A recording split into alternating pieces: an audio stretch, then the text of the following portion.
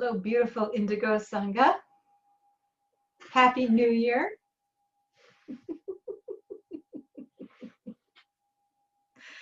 I have this emoji that I've been sending out. Looks like me, and I'm taking a bag of trash out, and it says 2020 on it, and I'm going, ew. Yes. Well, it's lovely to be with you tonight. And I think to start, let's give a big congratulations and flower watering to Janaki. Wonderful lamp of the heart. Yay! She received the transmission of the 5 mindfulness trainings this weekend. So congratulations. Is there anything you'd like to say in response about the experience, or have you levitated yet? It was a really wonderful experience, and it was doubly wonderful to see all my Sangha sisters and brothers there. It was just made me feel so good.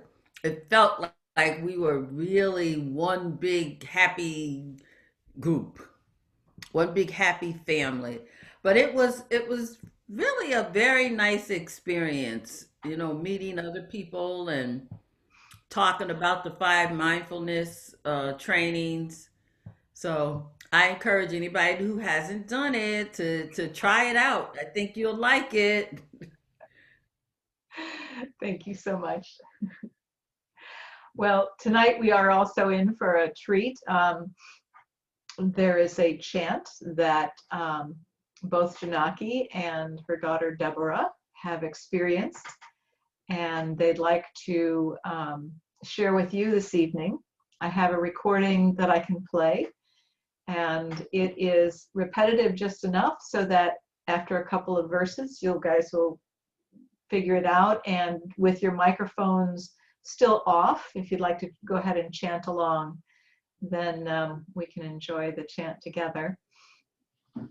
When I do share my screen and get the chant going, I'll also highlight the section that shows you the actual words on the screen, so you'll be able to see them too. There's 4 lines done over and over. So, Deborah, is there anything that you might want to say about introducing this chant, or Janaki?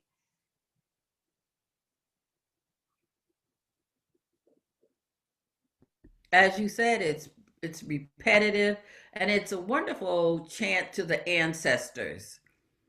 And that's why I absolutely love it, because I truly believe our ancestors are with us all the time, helping us do things, and it's an acknowledgement of them.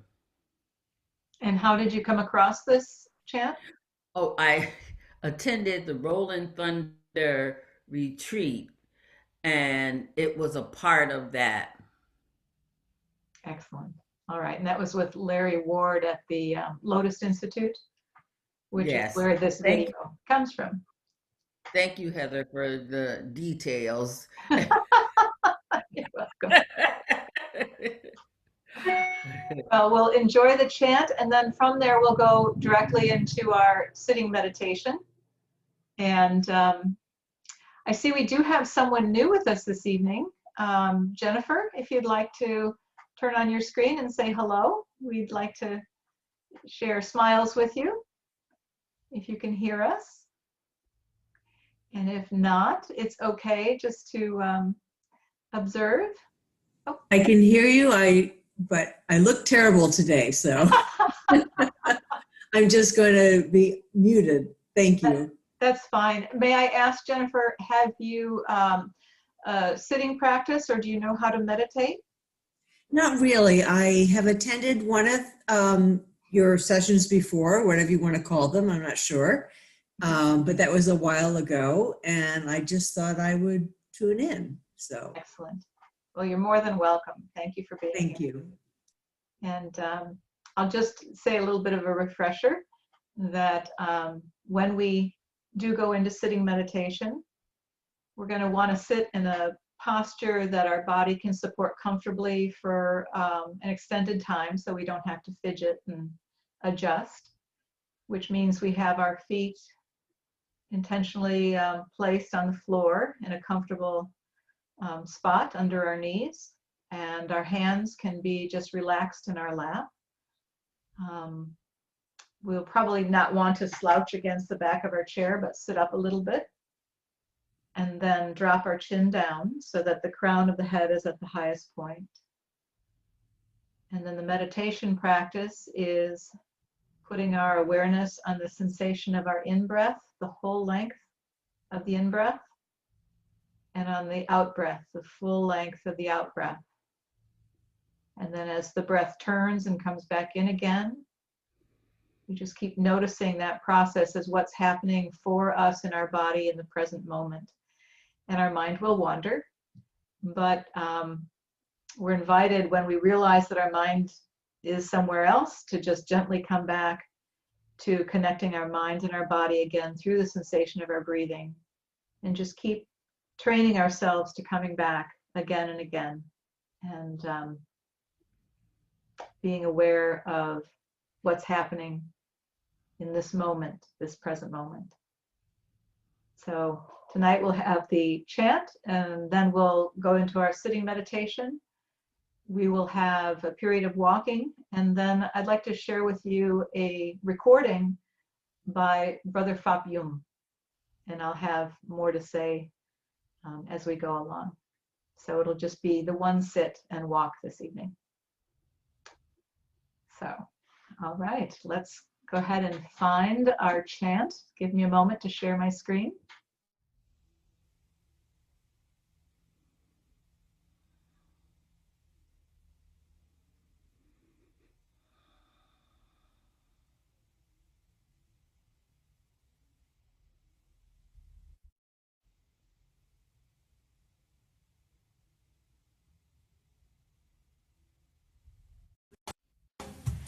Calling all our ancestors, spiritual land and blood, in all the many directions of our lineage. We offer this practice to you in gratitude. Calling all our ancestors, spirit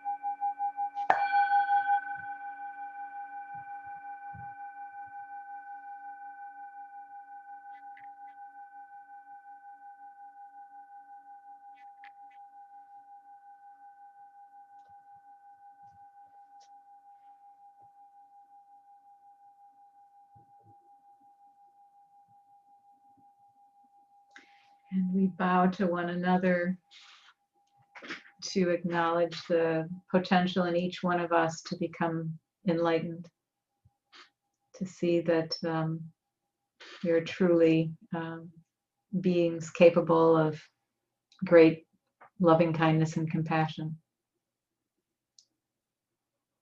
So now we'll enter into walking meditation, and our walking meditation is done with the same kind of careful awareness to the present moment.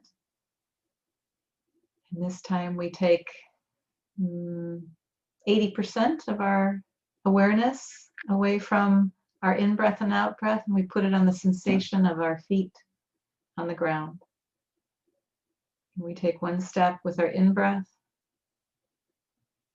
and one step with our out-breath.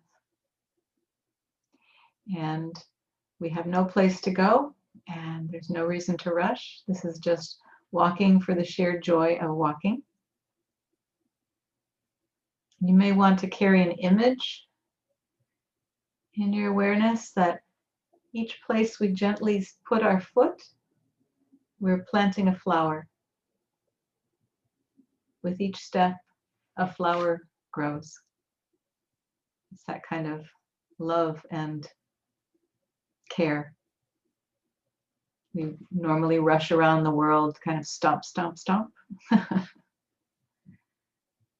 this is about coming into a different kind of relationship, of connection with Mother Earth. So I'll offer several sounds of the bell. On the first sound, we will stand. And if for some reason walking is not comfortable, or walking this slowly is a challenge, or for whatever reason, and you'd like to take this time to do something a little different, it is perfectly okay to just enjoy this period as another sitting meditation. So on the first sound of the bell, let's go ahead and stand.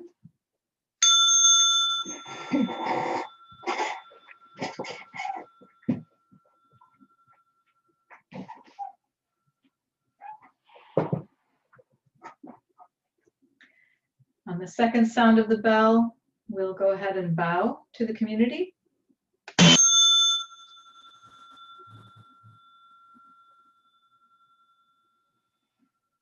And on the third sound, we'll enjoy our walking.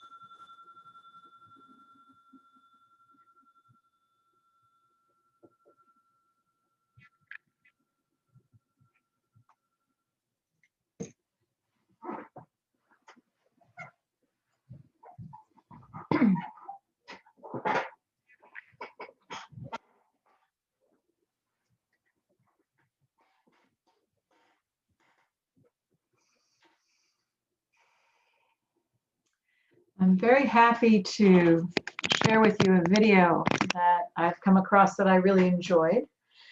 This is a video that was recorded as a Dharma talk at Deer Park Monastery in Escondido, California.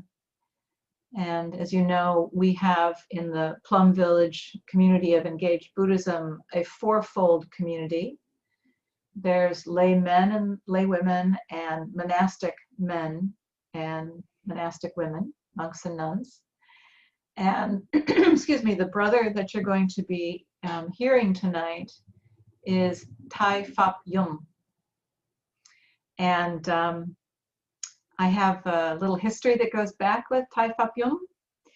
When I went to my very first retreat to meet Thich Nhat Hanh in Wisconsin, of all places, Thai Phat Yum was my Dharma family teacher. So when we broke out in small groups for a conversation, and part of this great big retreat, we would meet in small groups, and he was the leader of that small group. And one of the reasons why I fell in love with the practice from the very beginning. He also was very generous in offering a cover blurb for my book on behalf of Thich Nhat Hanh, because Thai had already had his stroke at that point. So Thai Phap Yum endorsed it on behalf of the community, which was wonderful. I heard an introduction for him just this weekend, and a nun was introducing him, and she said that he is known as the trailblazer in our tradition, because he is the one that moves the community towards being engaged on climate change. And he is the one that helps move the entire community. We're talking about out of his residence in Bordeaux, France, at Plum Village in Bordeaux, France, moves the community towards racial justice. He is the one that has moved the community to teaching in businesses like Google, doing special outreach upon request. There were many companies, Microsoft, Google, and others, that were wanting to have teachings from the Plum Village community. And he said, yeah, we need to do this. And he has also been moving the community now since COVID came along towards practicing online. So he's been seeing what's happening with practice centers like ours all around the world that have moved their meetings to Zoom. And they have, in the monasteries now, started to do very sophisticated versions of what we're doing here. And that's much to his urging. And he says this is absolutely what Thich Nhat Hanh would want, because we are bringing alive the Buddha's teachings and finding ways to share the teachings in this reality. So our reality now is in the internet era. And so how can we do this effectively? So he also has a real interest in the application of science and the new understandings that we're having about the way our brains work, and connecting that to the practice, seeing how there's the understanding of the way the brains work helps with our meditation, and meditation helps also people understand the way brains work. So it goes both ways. So in this talk, he's going to, this was his Thanksgiving Day talk. So we're going to pick up right where he's beginning to talk about the Thanksgiving holiday. And he does also mention in this the practice of touching the earth. And I just want to remind you that touching the earth is that practice where we bow down either into, just in our chair, physically putting our hands on the ground to touch the earth, or bowing down into what would be called a child's pose in yoga, or a full prostration. And he'll talk about, the hands and the process of touching the earth. But when we get to that point, you'll understand, you can visualize what he's referencing. So without further ado, I'm going to go ahead and share my screen and enjoy.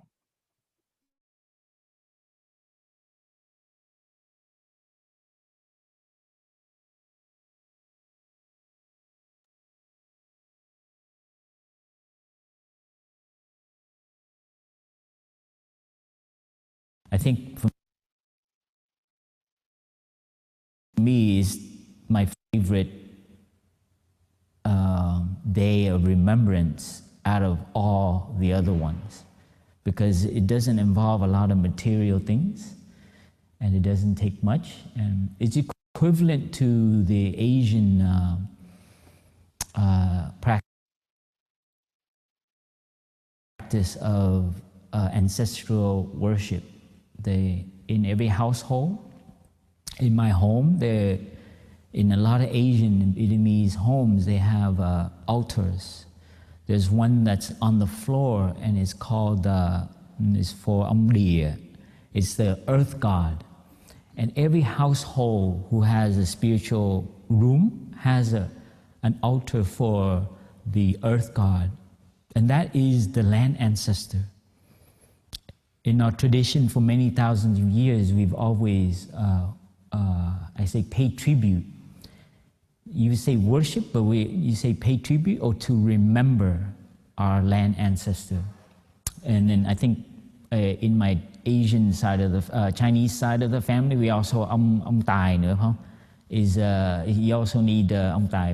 My parents are, my dad is on Chinese side, and they like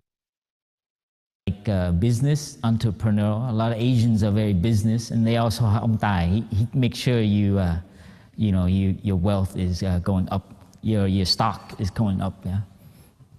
So you have these altars, and in the Asian tradition, we always every year or every month even you offer, you make offering to the land ancestor. And this tells you that our culture was agricultural. We depended a lot on the land and the water and the rain and the sun for our actual living.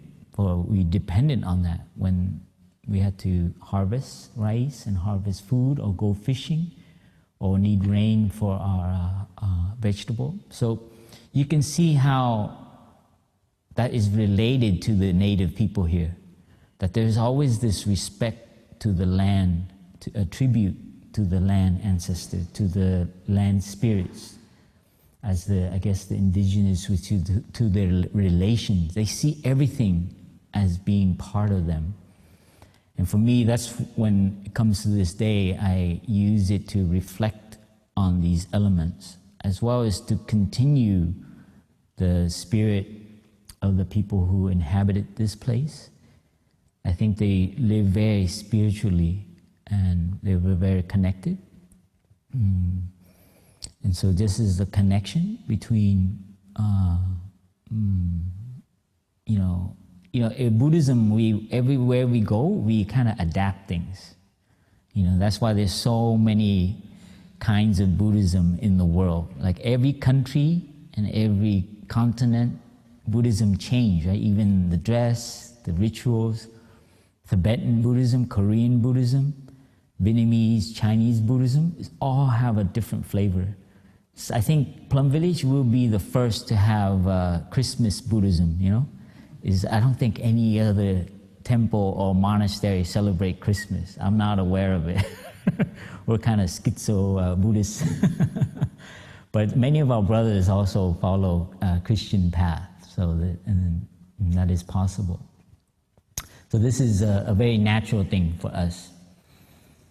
And so this is an altar. An altar, we will, in a moment after this, we will do walking meditation down to the Oak Grove. And in the Oak Grove in Clarity Hamlet is a very sacred place. Before, when we first got here, I explored the rocks in the valley, in the creeks there, and they all have holes in them, evidence that it's their kitchen. So food was prepared right down in Clarity Hamlet, a little bit down the corner where now the poison oak have all grown, so that where I believe we will have the altar. I don't know if is it in the pile of rocks still? Yeah, it is a very sacred site because it's a place where you can touch our land ancestor. We used to do gong down there because when we first came, we wanted to harmonize with the spirits here. And we had to do a lot of offering, a lot of corn, a lot of, in a way, when we offer and we have an altar, it's just another way in the old days of communicating. Now we use email, we use telephone. Back then, they have no way of communicating with their ancestor. Like prayer, right? You go in front of your tombstone and you do prayer, or you pray to a tree that you have connection to, or a picture of a loved one that you felt close to, you talk to. So prayer is nothing but a conversation. You know, the touching the earth that our teacher had wrote from his very own hand is one of his, he shared as one of his, a cherished book for him. Because it's every chapter there is a conversation with our ancestor, especially with, in our tradition with the Buddha. So prayer, standing in front of the altar, when you join your palm, when you do whatever gesture it is like writing an email, right? You close your eyes and you talk to your ancestor. And specifically today, we will talk to our ancestor. And so this is another way of communicating. And the more we invest in this practice, in this ritual, in this tradition, however you want to call it, is to enrich our connection with our ancestor. And for me, growing up in America, I actually lost that. Growing up as a young man, I didn't think about that, or I didn't cherish it. And I see, for me, I learned from Thai how to actually live and be aware of our ancestors and to remember them. You have access to energy. You know, you don't feel alone. You feel like there's support. And when you're having difficulty, you can actually really like surrender yourself and say, man, I'm going through some bad time. Please help me out. I don't know what's going on. But so you touch the earth and you communicate. I remember many times in the monastery where I had a lot of suffering, and I would touch the earth and I would actually lay there and really, breathe deeply and have a conversation with Thai and Thai's teacher, with my grandfather, and to feel that, so being heard here, sometimes we're used to going to look for someone, your best friend or someone, so you can be heard and understood. But Thai, when I met this, Thai taught me that there's a way of communicating that doesn't need another person to hear you, that you actually can have a conversation with the ancestor in you, with your best friend in you, with your loved one within you. So this is what we will do today. We will go down to the Clarity Hamlet, and in the Oak Grove sanctuary, we will offer and fruits and vegetables and incense and tea as a way to express our gratitude to all the ancestors that have been here, the animals, the plants, the minerals, and the people, the tribes that lived here, the band that lived here, and all, of course, as well as all the people who came and developed this land. So includes all of our ancestors, the ones that we are proud of and the ones we are not so proud of. So we communicate with that to waken us up so that we know how to live. And this is a very important thing. So when you pay tribute, it's not that you're proud of your ancestor only, but you also have to recognize that some of our ancestors, did some mean stuff as well, and not to forget that. And so I think to have a day for that is very important in our culture. We kind of lost touch. I think Thai has always encouraged us to have a spiritual dimension, or to have a spiritual path, a spiritual family. And that's what Thai is encouraging us to create, whatever that is for you, around your hearth, pictures around the piano, a breathing room, some place that you can communicate spiritually. And this is the hope for actually our situation right now with humanity, with people. They're very disconnected with their ancestor. So there's a lot of alienation, a lot of young people who, when things start to fall economically or politically, there's nowhere else to turn to. The one element that you can always turn to that doesn't need, the news, is your spiritual ancestor. That is a refuge that you can always turn to. And the more you invest in that place, in that practice, the richer that becomes. So it's like the bank. Like the altar is like your spiritual bank. The more you go to it and do it sincerely, and you see things happen, things move. A lot of the time we get stuck and we communicate with ourselves, and sometimes it resolves itself. And you bow again to your ancestor and you say thank you. I know that sounds very, magical and stuff, but I've experienced that, and many of you probably have experienced that. That's a gift, it's a kind of grace from our ancestor. And in neuroscience, very easy. You recognize it, and the neural pathway will open. But you hang on to it too tight, right? So when you touch the earth, you let this go, is like letting go of the neural pathway that's stuck, speaking in science language.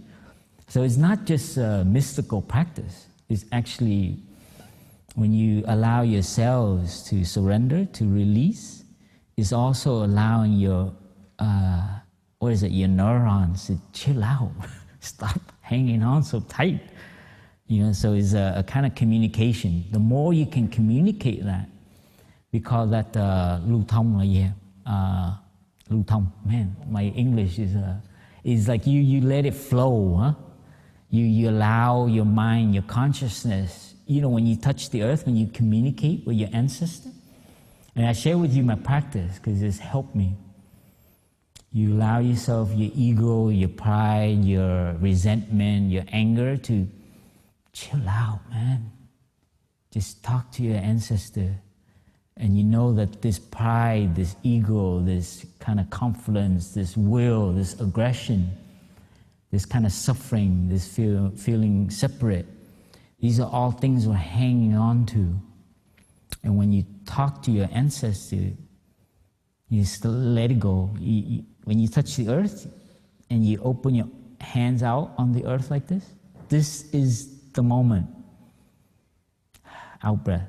See, on the earth. And this gesture means just don't hang on to your thing, whatever that is. And this is the suffering of the human condition. We have memories, we have things, but we hold on too tight. So our ancestor, so these things are symbolic, are like symbols for us to touch our ancestors within us.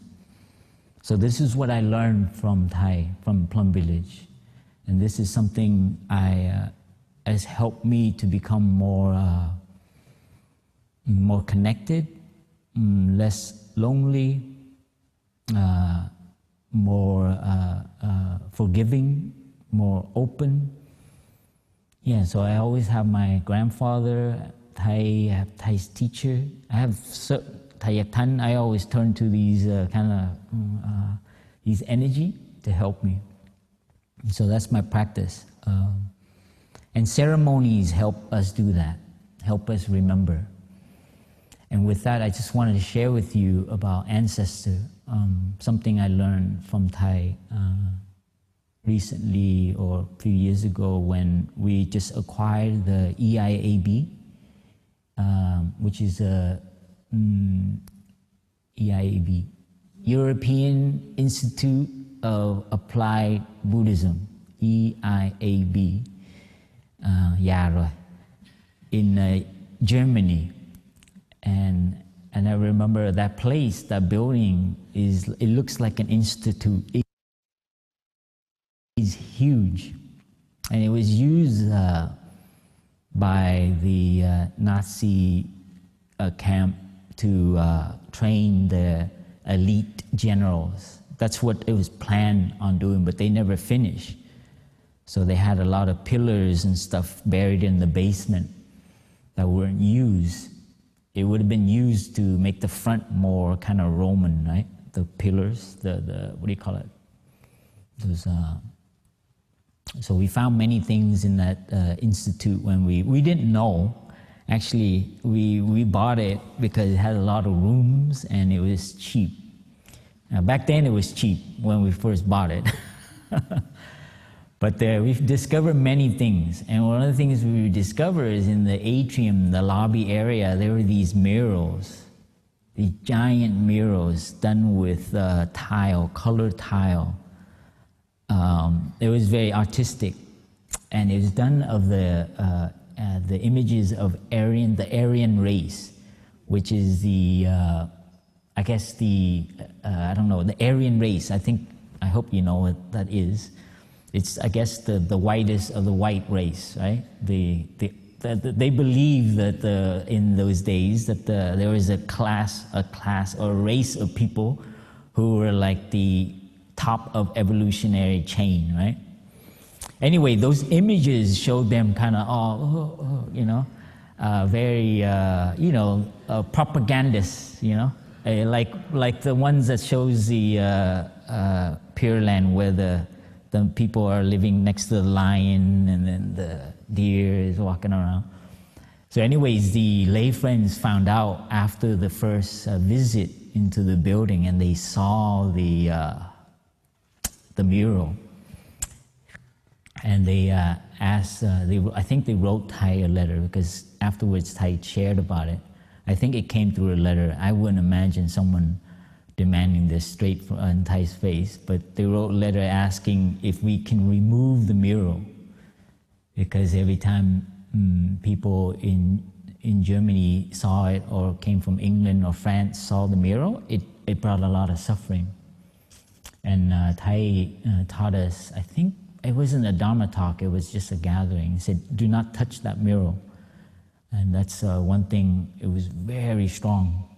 And I learned from Thai that there's things that happened in the past that we don't want to be reminded of, especially if it's like horrendous atrocity.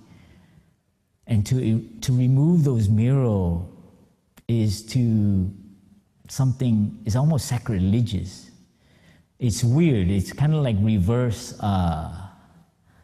because Thai wants us to face it and transform it. And that's what, when Thai wrote the calligraphy, it's a long calligraphy, the one with discrimination turning into tolerance. The mud of discrimination will turn into the lotus of tolerance. Anyways, that long calligraphy that Thai wrote, it was right in that moment. I remember learning. So for me, every time I come to that atrium, every time I come to Germany, that's the first place I go to. And and I pray for all the land ancestors there, not just the ones who were, had injustice done to them, but also to the perpetrators who are also victims. And I think for me that it was a deep teaching for me, because I think many of us, we don't want to remember a part of our past, a part of our human history that is not so beautiful. We want to erase it. But in fact, actually, in Buddhism, we look at our suffering and know why it happened. That would only enrich us more and motivate us to live differently. And so for me, this is something in every group of people, in every type of people, or even every individual, there's both mud and lotus. This is something that is very hard to practice, because there is a tendency for us to just want the wonderful things, the flower and the beauty of being human, of humanity. And we see this play out when we live with each other. When someone is like someone we admire, all of a sudden say something that is like, oh my God, and then we remove them from our life, right? They kind of like, you know, it's like, you know, đánh giá. We just kind of, they're no longer on our favorite list. So this is something very, you know, we like, you know, little bunnies, and we don't like, you know, rattlesnakes. You know, it's a kind of natural tendency. So this is something we have to recognize. Even the Vietnamese culture, we are things that we are proud of, but we also cause a lot of suffering to the native people, the Cham, right? The Chinese people, the Mongols, they also did some horrific things to the native people. The Europeans, you can name it, as well as even the indigenous people of this land. They were not always a peaceful tribe between their nation. This is why they had wonderful ways to govern themselves to keep the harmony. But I am sure through those 2,000 years, it was not always like that. So we must not delude ourselves to think that, you know, like the picture, you know, the lions get along with the kids, you know, the babies playing with the tiger, right? But it's not to become cynical, but it's to know, depending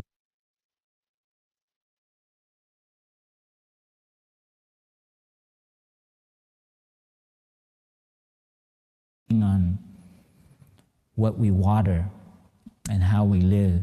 And this is what the day reminds us. So it's not just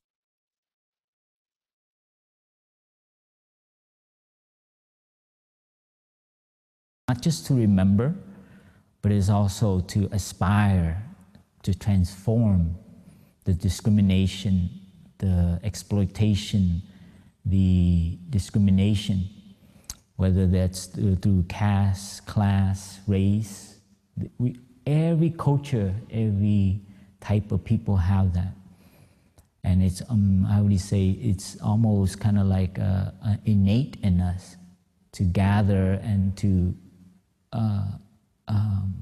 push the other group out. That's a tendency in our human development. I think they call that tribalism now, right? And I've been reflecting a lot about that. And it's happening now, right? Within the U.S. Since the election period, there's a strong tendency for us to have to choose a tribe, a side, or a group that we like, and to separate from the other. And you can see how that can lead very easily to violence and discrimination and injustice. So it's happening on politics. It's also happening on the level of state, police. So everybody's banding up right now. And so what can we do? What can we aspire to do in front of our ancestor, the land ancestor? How can we help? So this is a deep invitation for all of us as practitioners, as Sangha members, to really, the most deep characteristic of Buddhism is tolerance. And I know there are some parts of me, some ancestor of me that says, you know, but there are certain things that we do not tolerate. Especially it's injustice, unfairness, and, you know, wrong. And that is something that is always, each individual will need, depending on where their level of practice, to touch. And this is where I think will be our challenge for our generation to actually, because we're becoming more and more globalized, and more cultures are having to cross each other, and more opening up of differences. People are having more courage and more chances to be mixed into the group. And I think this quality of tolerance will be so needed. And I think this is something will be a challenge for our generation. And I think Thai predicted it in something I want to share with you. He had a vision, I forget, many years ago. He talked about the Statue of Liberty. Do you know the Statue of Liberty in New York? And in one talk, Thai actually said we should make another statue on the West Coast, the Statue of Responsibility. I don't know if you remember that, but Thai actually, so I throw it out there to all our friends. If you have access somehow to create a big statue like the one in New York, and put it on that prison island in San Francisco, a statue of responsibility. And that will represent for us a kind of, to our ancestor. I think the age of liberation and freedom has kind of reached how do you call it, a limit, huh? As we are experiencing with COVID in this nation. You know, I saw some banners that said, you know, I stand for my freedom, leave it alone, no mask or something. Is you can see the individual freedom, but we care not whether I infect and so on. Anyway, it's a political thing. But you can see how Thai saw the medicine to kind of balance out a little bit. And this here is not a kind of political freedom, but a spiritual freedom.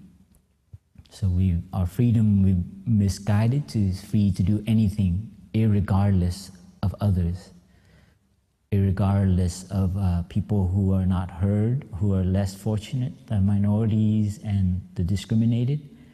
So our freedom has kind of run the earth and harmed a lot of the environment and a lot of other people in the southern hemisphere who have felt the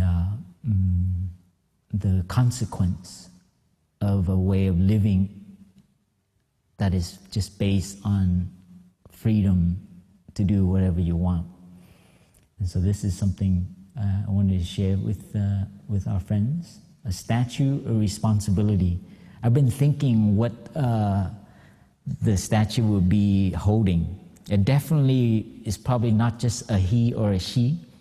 It will probably be holding something. I don't know what it will, but if you, on this day, have some inspiration, please share with us. I think Thai would be very happy if some of you can, artists and sculpture, can create a statue to remember our land ancestor. So this is, when we look at a statue, we look at a symbol, it should help us touch our freedom, inner freedom, but also touch our responsibility to each other, to people different from us, less fortunate from us, to the environment, to Mother Earth, and so on. And this is something I think will be hopefully in our generation for us to realize.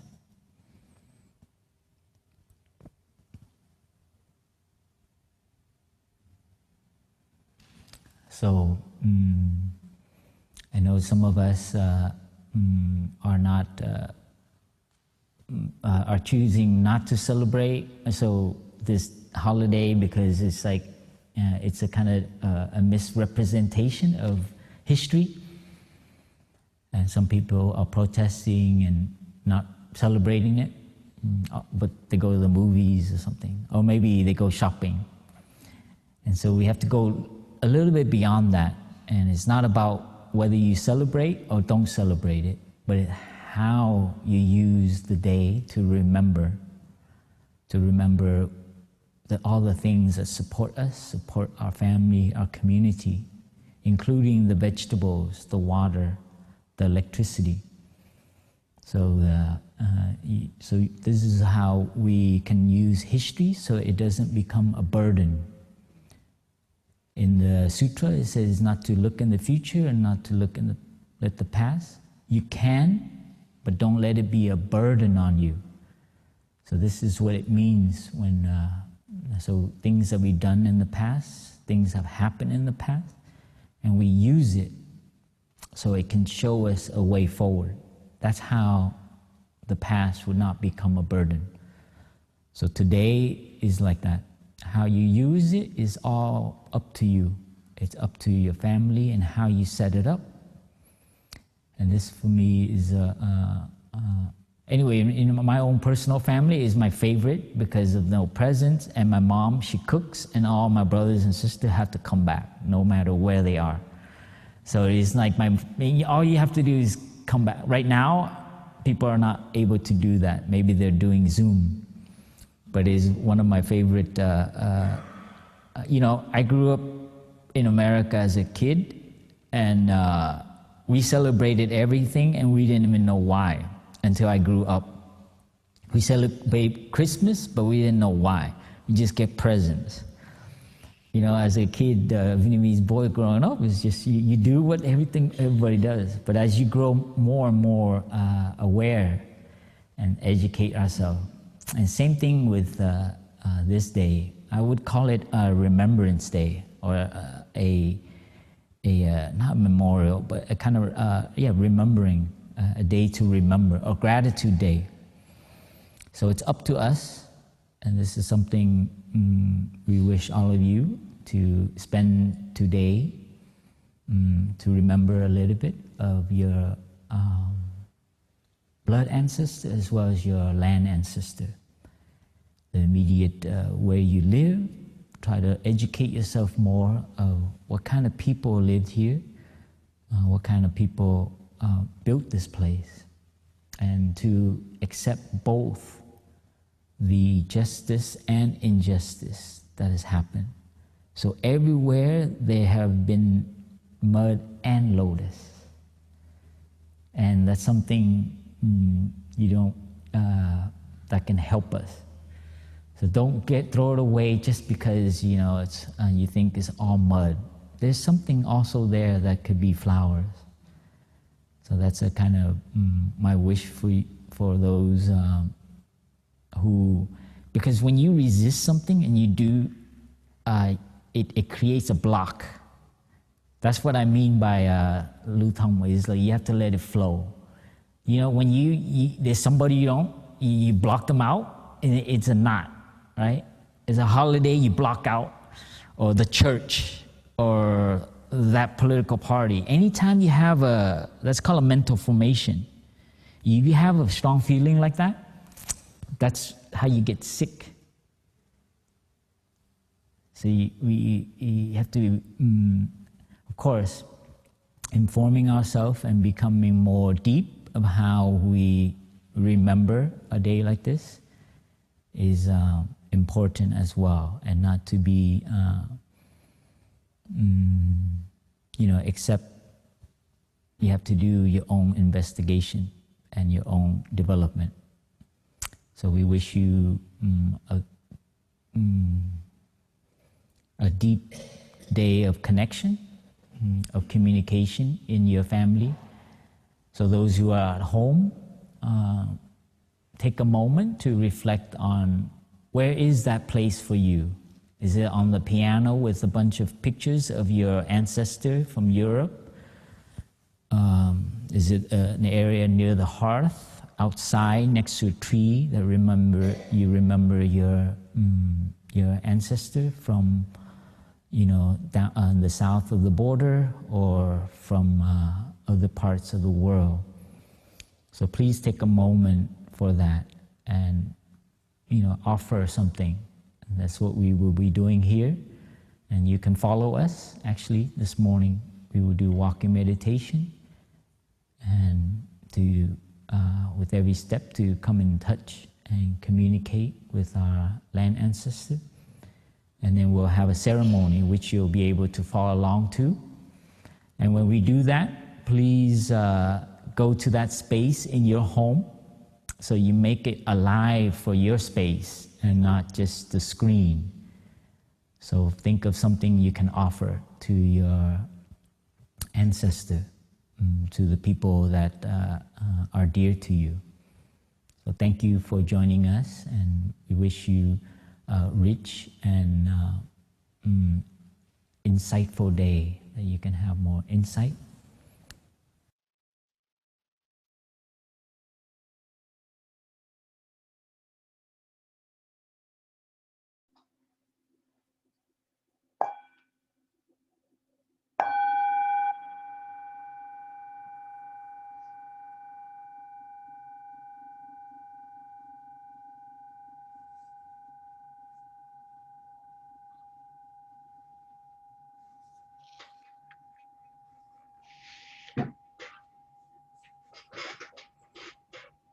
One of the things that Brother Phap did not say is he's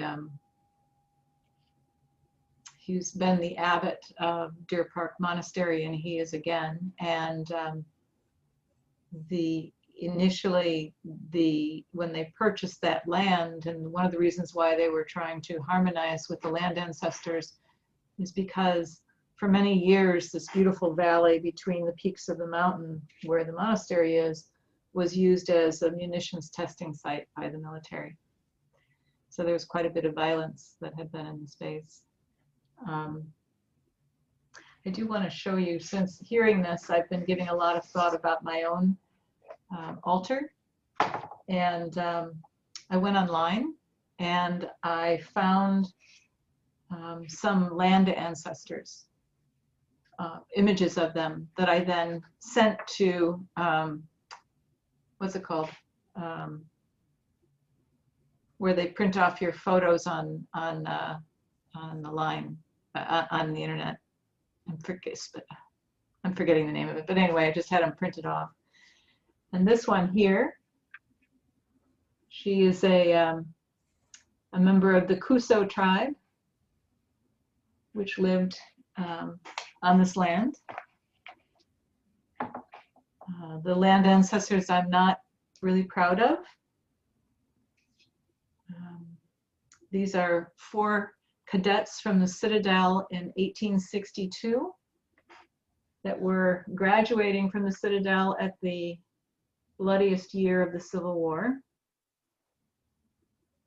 So we're going to work on our relationship. And then for my spiritual ancestors, I have this beautiful picture of Ty that will be on my altar. I have this picture of Mahatma Gandhi. And then I have this beautiful picture of Dr. King with Mahatma Gandhi as his spiritual ancestor. And I'm still working on my photos of my blood ancestors, but I have some wonderful ones here to get me started. And this is my mom, right there.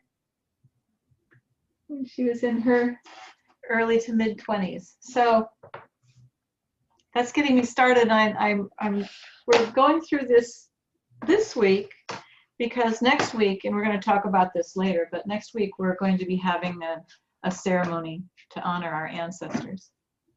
So I'm going to stop there and bow out, and I encourage you all to share what this might have brought up for you. Any inspirations, concerns, or fresh ideas or questions. So Thank you. Heather bowing out. This is Ron bowing in. I really enjoyed that. He touched on very serious, deep subjects. Can you hear me?